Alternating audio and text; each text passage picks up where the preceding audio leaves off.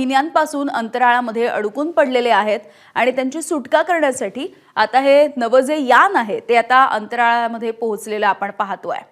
त्यामुळे लवकरच यांच्या सुटकेचा मार्ग मोकळा होणार आहे। सुनीता विल्यम्स आणि बुच विल्मोर हे लवकरात लवकर पृथ्वीवरती परततील। तर हे 4 नवे अंतराळवीर आहेत जे अवकाश केंद्रामध्ये आता पोहोचले आहेत। मागच्या 9 महिन्यांपासून सुनीता विल्यम्स आणि बुच विल्मोर हे या अंतराळामध्ये अडकून पडलेले होते। अनेक वेळेला त्यांना सोडवण्यासाठी प्रयत्न झाले, मात्र काहीसे अपयशी ठरत होते आणि आता नवे 4 अंतराळवीर त्या ठिकाणी पोहोचलेले आहेत आणि ते त्यांची जागा घेतील आणि त्यानंतर सुनीता विल्यम्स आणि बुच विल्मोर हे पृथ्वीवरती परततील। 19 मार्चला ते पृथ्वीवरती परततील असं बोललं जातंय। त्यांच्या परतीसाठी नासा आणि स्पेस एक्सने कॅप्सूलसह एक रॉकेट लॉन्च केलेलं आहे। पहाटे 4:30 वाजता केनेडी स्पेस सेंटर इथून फाल्कन 9 या रॉकेटनं उड्डाण घेतलेलं आहे आणि यामध्ये क्रू ड्रॅगन कॅप्सूल्सशी जोडलेली 4 सदस्यांची ही जी टीम होती ती रवाना झाली होती। ती आता या केंद्रावरती, या अंतराळ स्थानकावरती पोहोचलेली आहे। क्रू 10 असं या मोहिमेला नाव देण्यात आलेलं आहे। याच्या आधी क्रू 9 ही सुद्धा मोहीम होती। हे 4 अंतराळवीर आता ISS मध्ये पोहोचलेले आहेत। बुच विल्मोर आणि क्रू 9 मधील इतर 2 सदस्यांची ते जागा घेणार आहेत। अंतराळामधल्या वेगवेगळ्या घटनांचा अभ्यास करणारे मयुरेश प्रभुणे सध्या आपल्या सोबत आहेत। मयुरेश, ही मोहीम नक्की काय आहे आणि कशा पद्धतीने आता बुच विल्मोर आणि सुनीता विल्यम्स जे गेल्या 9 महिन्यांपासून अडकून पडले आहेत ते पृथ्वीवरती कसे घेऊन आणलं जाणार आहे त्यांना?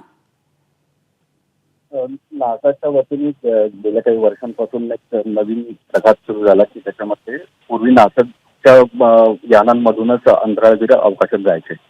नंतर त्यांनी हे खासगीकरण केलं त्याचं आणि वेगवेगळ्या कंपन्यांना कंत्राट दिली की अवकाशवीरांना वर नेणं आणि परत सुरक्षित जमिनीवर आणणं। तर त्याच्यामध्ये अनेक कंपन्या होत्या, मात्र त्याच्यापैकी आतापर्यंत सक्सेसफुल झालेली जी कंपनी आहे ती स्पेस एक्स आहे, इलॉन मस्क यांची। मात्र दुसरी जी कंपनी होती, ज्या कंपनीच्या मोहिमेमधून सुनीता विल्यम्स आणि विल्मोर अवकाशात गेलेले होते, त्याच्यामध्ये जातानाच बिघाड आला होता गेल्या जूनमध्ये आणि त्यामुळे जेव्हा ते तिथे पोहोचले 8 दिवसांची मोहीम होती, मात्र परत आणताना प्रॉब्लेम निर्माण झाला, त्या यानामध्येच बिघाड आला, त्यामुळे ते यान बिना अंतराळवीरांचंच पृथ्वीवर आणण्यात आलं। आता टप्प्याटप्प्याने त्यांना परत आणायचं कसं याच्यासाठी बरेच वेगवेगळे त्यांनी प्रयोग केले आणि त्याच्यामध्ये मग क्रू 10 या मोहिमेमधून त्यांना आणायचं असं निश्चित झालं। तर क्रू 1 पासून क्रू 10 पर्यंत ही सगळी स्पेस एक्सची यान आहे। त्याच्यामध्ये काही जण बसून अवकाशात जातात, तिथे जाऊन रुटीन त्यांचे जे काही प्रयोग ठरलेले असतात ते करतात आणि त्यानंतर मग त्यांना जे आधी तिथे थांबलेले त्यांना त्याच्यामध्ये बसून परत आणण्यात येतं। म्हणजे एक प्रकारे टॅक्सी सर्व्हिस आहे ही अवकाशात नेण्या आणण्याची।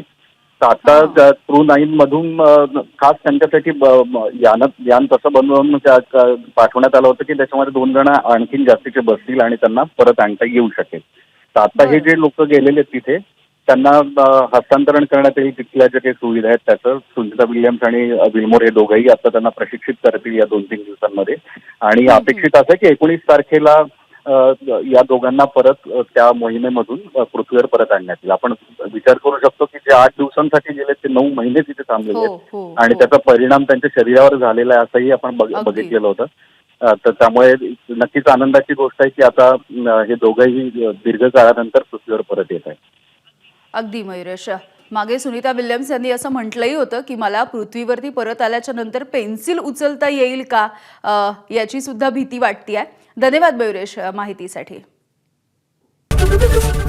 एबीपी माझा, उघडा डोळे बघा नीट।